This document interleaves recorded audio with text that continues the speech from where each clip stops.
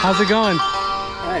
Nice to meet you. Nice to meet you. I'm Safi. Safi? Safi. I'm Ashkan. You have great eyes. Thank you. I'm a street photographer, and I go around talking to strangers.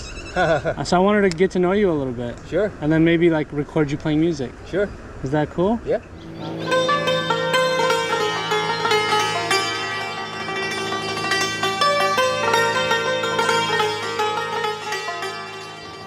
I'll try to be concise. I ramble a lot. No. Ramble as much as you want. I like stories. Oh yeah, well I guess that's what you're here for. But how did I stop becoming shy?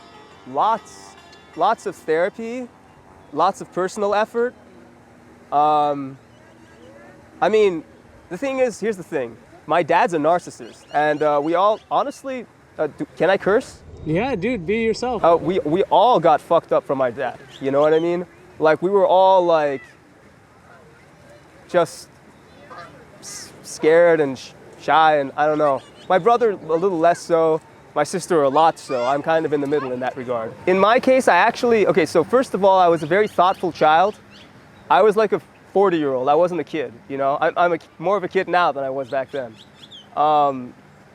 Because of my dad, like, I'm not gonna keep saying because of my dad, like just any fucked up thing that I say, it's because of my dad, basically, you know? And my dad, one of the fucked up things that my experiences with him was like, he always had me by his side. So I remember I said I was the eldest son. He cared about that, right? I was like his prince, his soldier. You know what I mean? My other two siblings were kind of more neglected. My brother was the scapegoat, and I was the golden child. You know, those are actual terms. You could look them up. Anyways, so one thing he would do is that when I'd be next to him, he was a computer guy, and I grew up with computers because of him too. I love computers.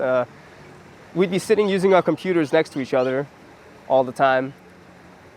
I was always like right next to him, what was happening, wherever we were. And he would like cry to me, like literally crying, talking about how my mom fucked up, like selling the house or something, and we could have gotten $1 million, and then he's crying, and like all this, he has like, that's like one story. Then he has like an entire repertoire of like 50 freaking stories like that goes on a loop. And he'll talk to you for 4 hours, 5 hours at a time, like literally. The record is 7 hours, I believe, for me. So I'm the most patient person I know. It's helped me a lot. See, now that's the other thing. There's always good and bad in everything, right? You know what I mean? What doesn't kill you make you stronger. The reason why that's cliche is because it's true. I mean, it's cliche because people keep saying it. People keep saying it because it's fucking true, right? So he gave me like a lot of patience, a lot of empathy, because I was basically my dad's therapist when I was like 6 years old, you know? So, no, not at all, not at all. I was such an adult kid, and I would get enraged. I used to have anger problems too, you know? Like, what do you expect? I hated when kids would be kids. I hated when teenagers would be teenagers. I literally, straight up, I hated teenagers. In fact, I hated humans. I hated everyone, you know? Because I was so sensitive. Like, if somebody, no one could, like, there was no such thing as making fun of me in good sport, you know? Now, with my cousin, I say, you know, what's up, bitch? You know, you piece of shit. Like, yeah, I don't know, all that stuff. Back then, I just couldn't understand why anyone would say that. I'm also diagnosed with autism, so yeah, nobody ever can tell. The only reason I mention that, see, like nobody ever tells. It doesn't really matter. In fact, the only reason the label of autism or any other mental disorder matters is for the professionals to have the language to deal with the thing. You know what I mean? It's not really for us to use, honestly. It doesn't really, well, it does, it has affected my life because of social skills stuff a little bit, but social skills to me, I think I'm great. In fact, I think you're great too. Like the way you're speaking to me is very engaging. You wait for me to talk, I wait for you to talk. Oh yeah, with all that stuff I'm good, but like, people, to be honest. Oh, thank you. Yeah, I know. So, the point is, if you're looking for some expert in narcissism, they exist, but it's not the same as an expert in depression, for example. Depression is very common. A lot of people study it. There's a lot of research on it. Narcissism, it's more of a black box. If you're with a toxic parent, I think the first step is to get away if you can. The first step is to get away. If you can't get away by yourself, if you're too young, just talk to people that you trust. Talk to people that you think aren't like that. But there's another thing that you have to be very careful about. Make sure that the person you tell, if you need to tell someone and need help, make sure that they don't go and try to assess your parent for themselves or something like that. Tell them, look, trust me, you might not be able to tell because that's the nature of the disease. You know what I mean? Because you don't want a situation, I mean, I haven't gone through this, but I'm just using my imagination. You don't want a situation where you're reaching out for help and it took a lot of effort and a lot of courage for you to reach out for help. And then next thing you know, your narcissistic parents heard about it and is punishing you for it. You know what I mean? Like, it's always hard enough for you. How did I get out? I was always depressed. I thought about killing myself every single day for most of my life. I'm 30 years old. I stopped thinking about suicide every day like a year and a half ago, 2 years ago at this point. Literally every day, you know? And not that I ever planned to do it. That's very different, you know what I mean? But it's like I didn't want to die, but I didn't want to live. And I think if you look that up on Google, you'll see a lot of people put it that way. Sorry, what was your question? Oh yeah, how did I get out? How did I get out? So I got lucky. I have to say that. First, I have to say that I got lucky. Not everybody's gonna get lucky, I think, but what happened was I found a therapist who does know what he's doing, who does know what he's talking about. What happened was I was just in the shit as always, you know, every day just doing nothing, just wanting to die and all that stuff. And my mom, as always, my mom's great, by the way. My mom was like always searching for something to help me. Obviously, she's my mom. And then she heard, because we're Iranian again, so she heard on the Iranian radio someone named Dr. Shamsian talking. He's a psychologist. And he runs a sober living. And he says, you know, anybody can come, you know, she called him out of desperation, I believe. And he said, yeah, come for a week. He always says that. You end up staying for much longer. Yeah, no, it's good. So I went to that sober living. I'm not an addict. I don't even do weed. I can't do weed because therapists have told me like you might go like crazy, like because your mind is already like expanded or whatever. Mine's beautiful to me. Yeah, thank you. No, I like it. Like, look, somebody has to do shrooms to have their mind expanded. My mind's already, I was born high. But anyways, yeah, I lived there for on and off. Like at the first stint I was living there, not stint, it was not jail, but it's a very nice house. They changed houses a lot of times. Anyways, first time was 9 months, then I came out, and then I went back in for a few more months. Altogether, I was in there for like 2 years, 2.5 years, living. You know, all the other clients, they're like family. You know, it's like one big house. Most sober livings, as I understand, I've never been to another one, but I've heard about them. Most sober livings are not like that. So that was my first stroke of luck, is finding that place. My first stroke of luck was having my mom. Look, most people, most spouses with a narcissist, a lot of them break. Like they have a failure as like inside their personality breaks. It gets destroyed by the narcissist. My mom is so strong and so positive and so loving. She's a freaking angel. If it wasn't for her, I don't know if I would be a narcissist or my brother or sister. My sister, yeah, anyways. Or worse. Yeah, you know. So thank goodness for her. And then that led to Shamsian's house. Shamsian's house is a great place. I think it's full of wisdom. Tamales? Oh, yeah. You want to eat my santur? It's very delicious. It's a good time to play, right? And also, I'm selling green juices too. I love tamales, but I'm not hungry. I ate a bunch of nuts. Oh wow, that's great. How much are they? They go for $10. Hey, what's your store called? My store? Yeah, what's your store called?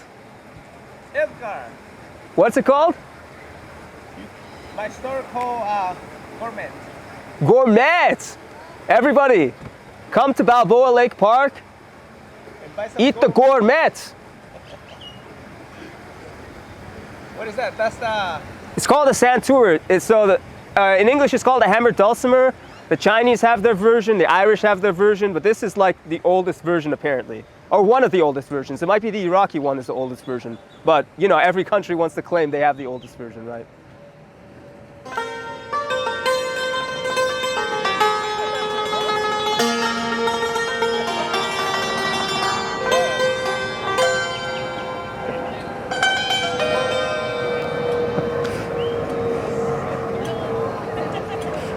Very sweet. Very sweet. Oh, thank you. Yeah. I mean, she was, like my mom was as much of a victim as any of us. Like she didn't really have a voice either that much, you know? But eventually she divorced him. And then we all left with my mom. So yeah. So the luck. So Shamsion's house, place. Now you were starting to recover from yours. Yeah, so in Shamsion's house, you have therapy groups like every weekday, a different therapist or counselor. Not all of them are actually therapists. One of the therapists, the Monday therapist as it was, who's my current therapist, I've been seeing him for like 7 years now, or 8 years. He's just, I mean, I want to be concise, he's just wise. You know, it's not about, like if you want to get help, the thing you're looking for in a single word is wisdom.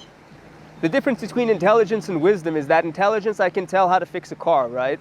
Or play the sand tool. Wisdom is like, you know, I'm not going to destroy my car by getting into an accident because I let someone get mad at me. Or, I don't know, wisdom is about being efficacious in life.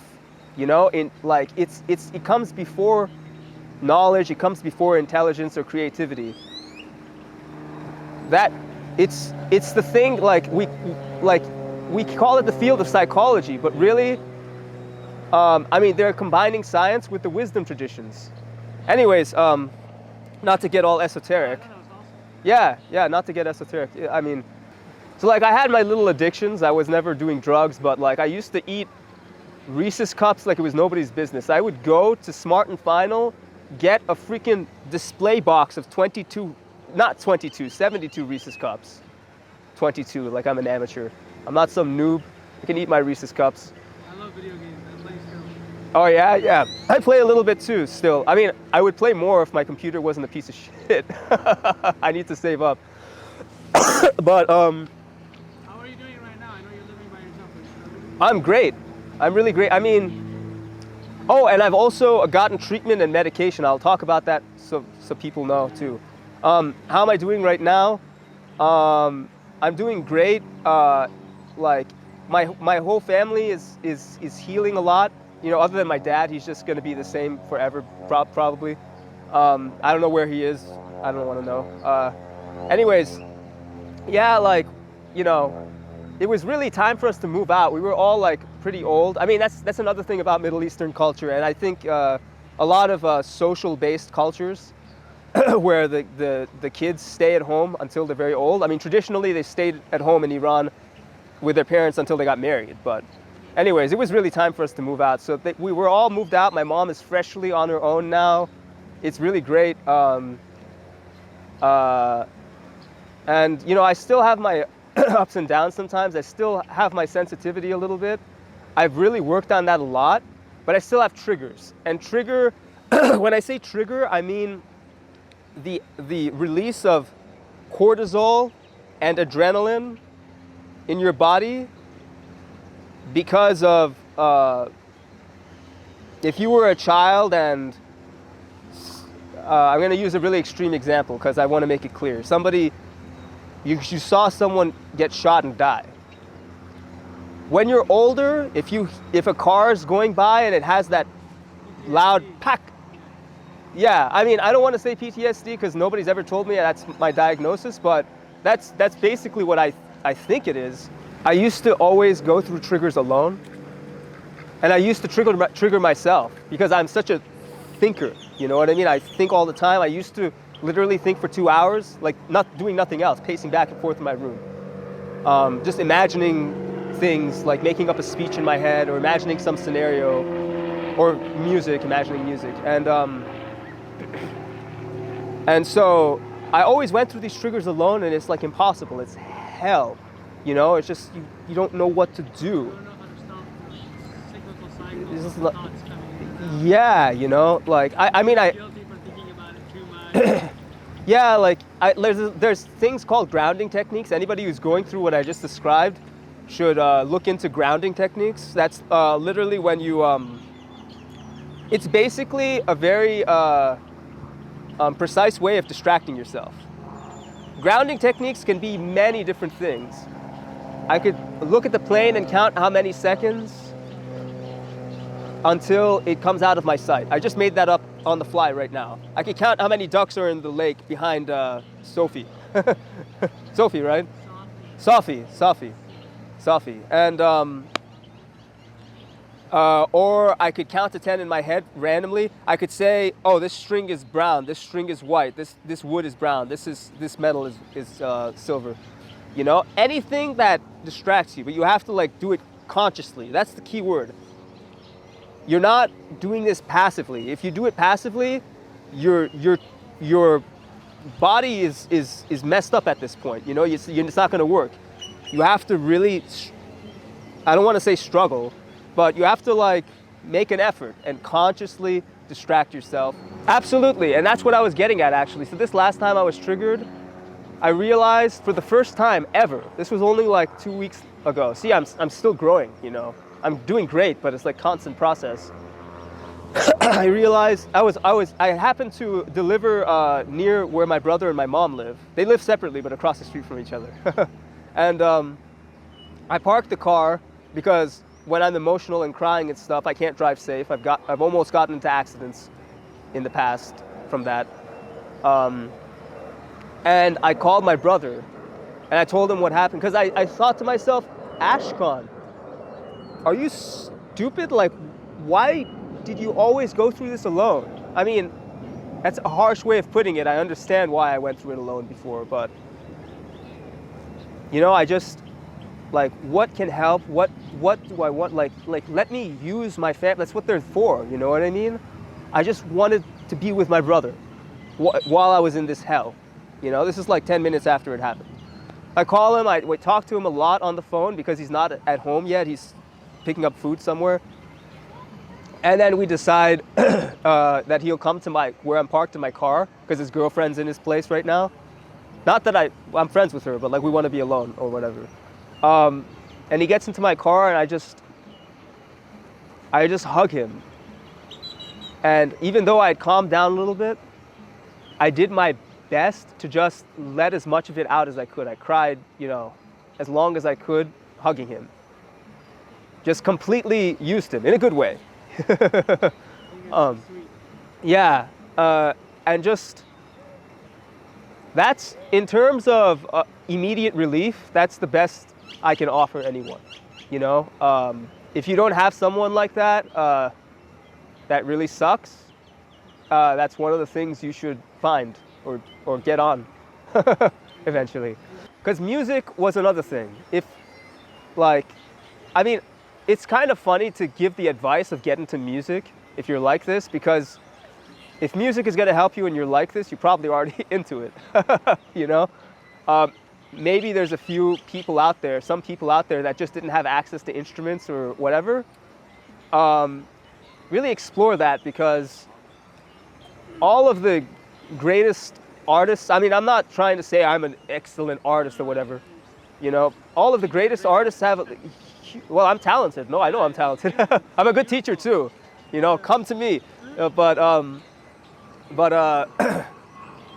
they all have, like, they're somehow able to channel pain. They're somehow able to channel their suffering into the music. You know what I mean? In my case, you know what, I wanted to be a composer. Ever since I was like a little kid, like 5, I knew I wanted to be a composer. I didn't care about having a wife. I didn't care about having an education. I didn't care about having money. All I wanted was to be a composer. I was exploding. I was exploding with music.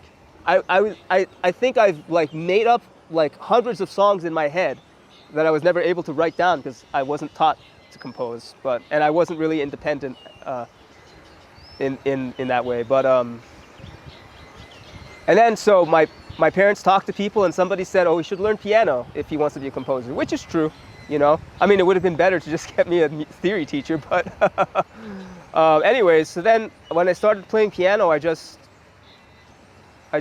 know, I liked it. I just loved it.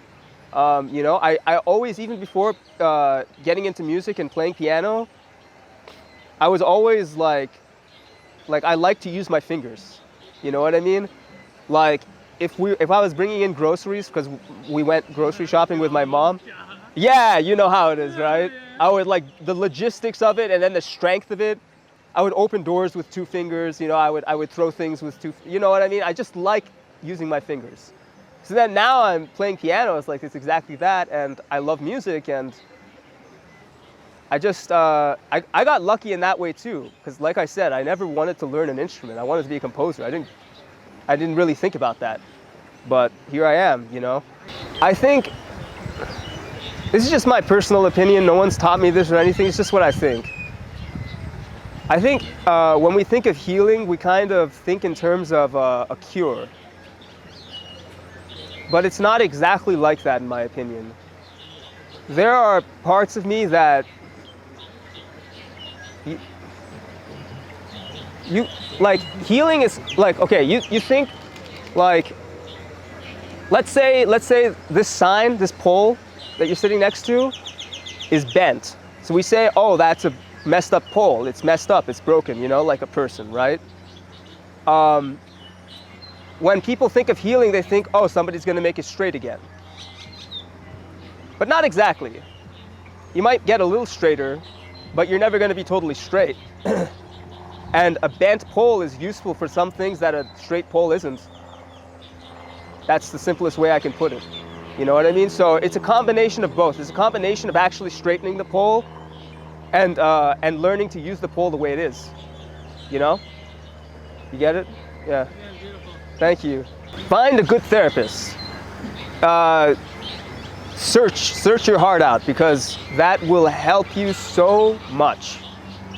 You know, like it's hard to find a good therapist, but that's that's the person whose job it is to solve this problem that you have.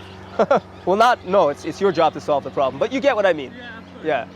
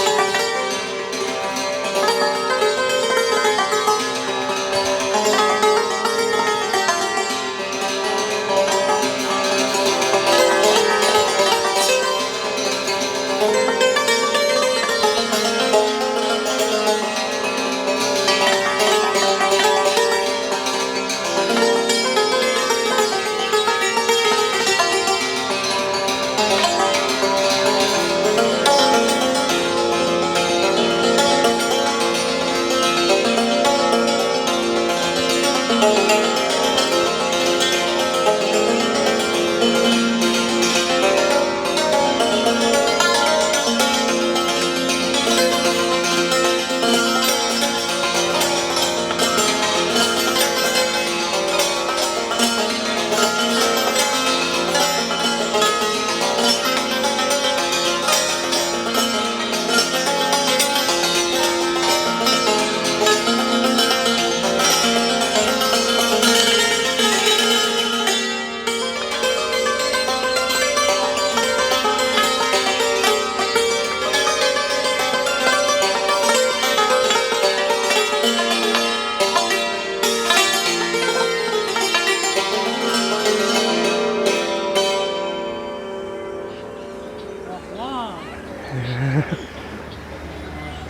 Thank you. Thank you. Thank